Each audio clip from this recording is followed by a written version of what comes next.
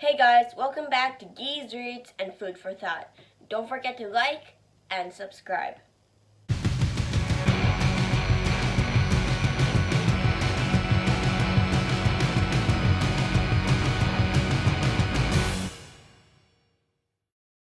Hey guys, welcome back to this virtual book club. I hope you're able to read this week's book, which is by Laurence Yep, called The Starfisher. Before we get into this book, make sure you read The Starfisher first, and if you haven't, make sure to go read it and then come back to this video. If you've already read it, that's great because we're going to hop right into it. The Starfisher by Laurence Yep takes place in 1927 and is about a Chinese-American family called the Lees and how they're trying to settle into their new town in West Virginia. The family moved from Ohio in hopes to restart their life and be able to have a bigger laundry business and be more successful. This story is narrated by Joanne Lee, who's 15 years old and is the oldest of the 3 children of the Lee family. This story is about the family's struggles, mainly Joanne's, on being able to be accepted and welcomed into this new town and not be treated as outsiders. And as you know, if you've read the book, at the end, the family is finally being able to be accepted into this new town and in a rather different way through a pie social, which of the help with their landlady and next door neighbor, Miss Lucy.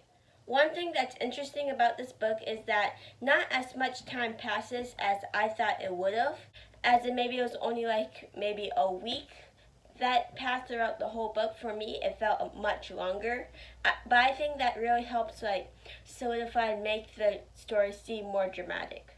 And now I'm going to share to you guys some of my favorite parts of this story.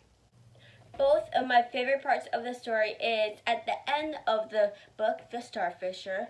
One of them is when Miss Lucy disciplines Mr. Snuff and his friend for vandalizing her property. And it's really funny because they show how Miss Lucy is older and how she taught Mr. Snuff and his friend when they were in school and how she had to punish them. As said in the story before, once a teacher, always a teacher, and it kind of really shows that in that situation.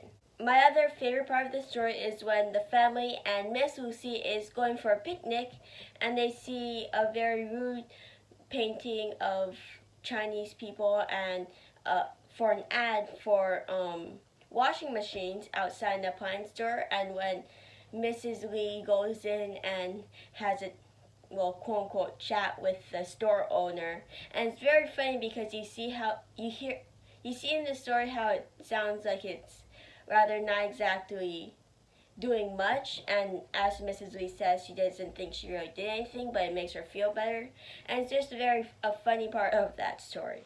And now it's time for the food for thought.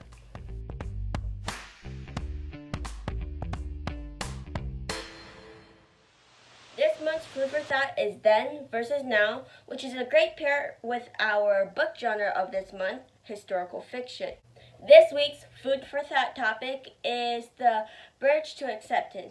In the story by Laurence Yep, The Starfisher, it shows how Joanne and mainly her parents, because her younger siblings Bobby and Emily have no trouble being able to make friends. It's that the rest of the family is really unable to finally just settle in and get accepted into this new town in West Virginia. And that's because they don't really have a bridge to that acceptance. But luckily they are able to find people who give them that bridge to acceptance, such as Miss Lucy or Joanne's classmate Bernice, who ends up becoming her friend. And situations like these can happen in all sorts of different scenarios. Maybe there's a new kid who just moved into your neighborhood, or there's a new kid at school. Whatever the situation is, maybe there's a kid who's not too sure how to make friends or anything, then you should be the one who goes and either becomes friends with them or helps them be able to make friends with other people. Maybe you've experienced being that new kid. I have before, and it is a bit nerve-wracking, but being able to meet people and being able to find that you're being accepted definitely helps a lot. And maybe that new kid could become one of your best friends in the near future. If you guys have any book recommendations, comments, or thoughts, let me know on my Facebook group page at Geese Reads and Food for Thought, or my Facebook and Instagram at Balls for College. The links to these will be in the description below.